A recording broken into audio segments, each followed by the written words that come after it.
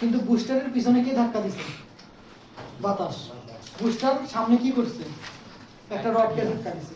এখানেও পিছনে বাতাসই ধাক্কা দেবে, কিন্তু সামনে রডকে ধাক্কা না দিয়ে ফ্লুইডকে ধাক্কা দেবে। শেষ। আচ্ছা, দেখি কিভাবে কাজ করে।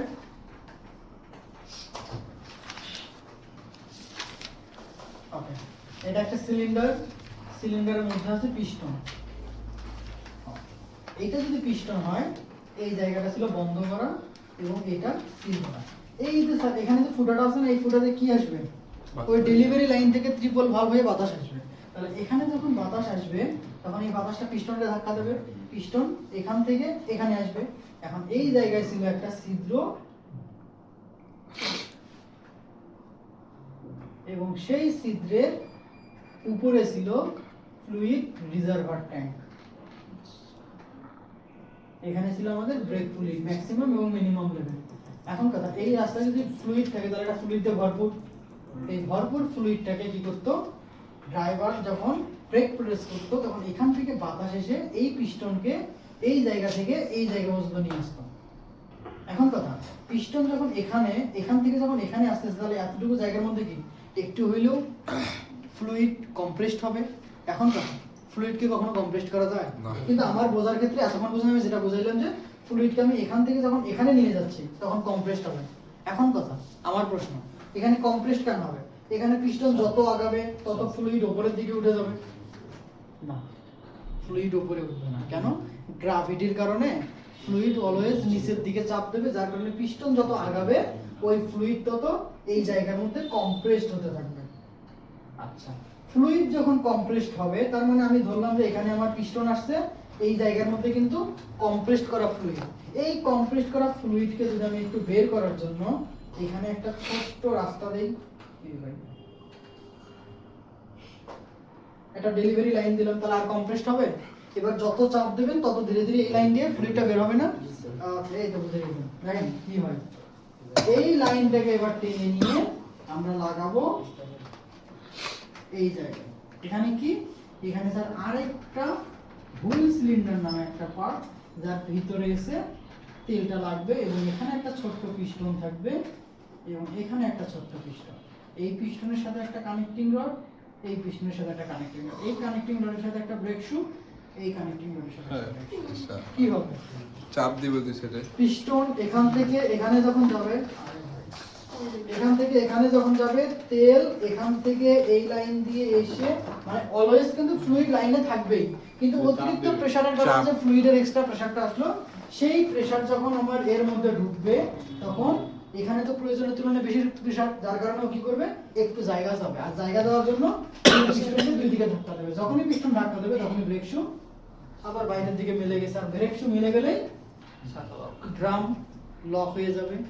এতক্ষণ পর্যন্ত যে ইনফরমেশনটা এখনো শেয়ার করিনি, এয়ার ব্রেকে কিন্তু কখনো ডিস্ক ব্রেক হয় না, অলওয়েজ ড্রাম ব্রেক হয়। যার কারণে এখনো ডিস্কের কোনো হিসাবই আসেনি। তাহলে কিভাবে এয়ার শক্তিটাকে কনভার্ট করে হাইড্রোলিক শক্তিতে কনভার্ট করে চাকাকে লক করলাম? তাহলে এটাও কিন্তু দিন শেষে আমি ফুল হাইড্রোলিক বলবো না, দেন দিন শেষে কিন্তু ব্রেক শুর মাধ্যমে চাকা লাগায়, তার মানে আবার মেকানিক্যালে চলে গেছে, কিন্তু এখানে ফ্লুইডের এনার্জি।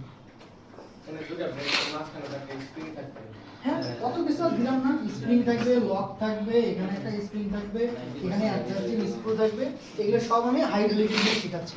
এখন শুধু একটু জিনিসটাকে শেষ করার জন্য আসতেছি। তাহলে এয়ারের সাথে কিভাবে হাইড্রোলিক কাজ করে ক্লিয়ার হইলেন?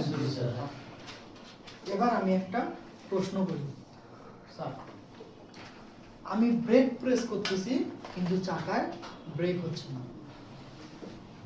হাইড্রোলিক উইথ এয়ার হইলে কি কি হবে? ব্রেক না হওয়ার রিজন স্যার হয়তো এই যে আপনার বাতাসটা হাই প্রেসারে এখনো যেতে পারেনি, অর্থাৎ কম, মানে রিজার্ভার ট্যাঙ্কে বাতাসের প্রেসার এখনো সেভাবে আসে না।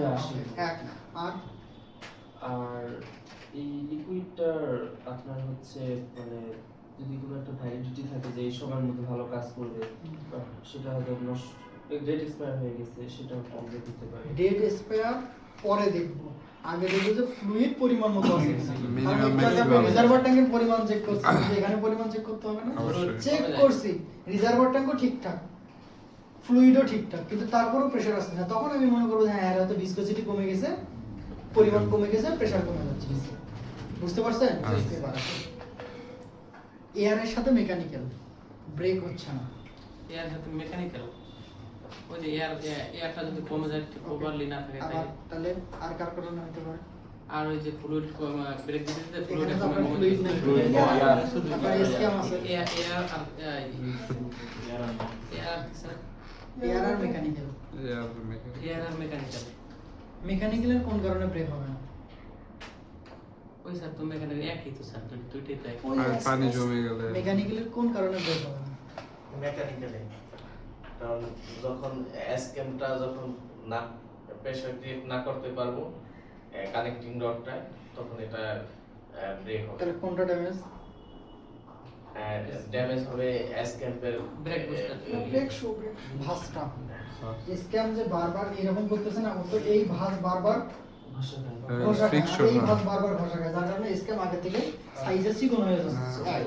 আর দুই মেজর যেটা আমি চাচ্ছি সেটা এখন আপনারা বলেননি, স্যার লাইনিং যদি কোনো কারণে বেড়ে যায়, বারবার ব্রেক করতে করতে ব্রেক শু হয়ে গেছে, তাহলে আমি Lining এলাকা যাবে। হাইড্রোলিকে যাই, হাইড্রোলিকের সমস্যা হচ্ছে হয় তেল খারাপ অথবা তেলের প্রেসার কম, মানে তেলের ফ্লুইড লেভেল কম।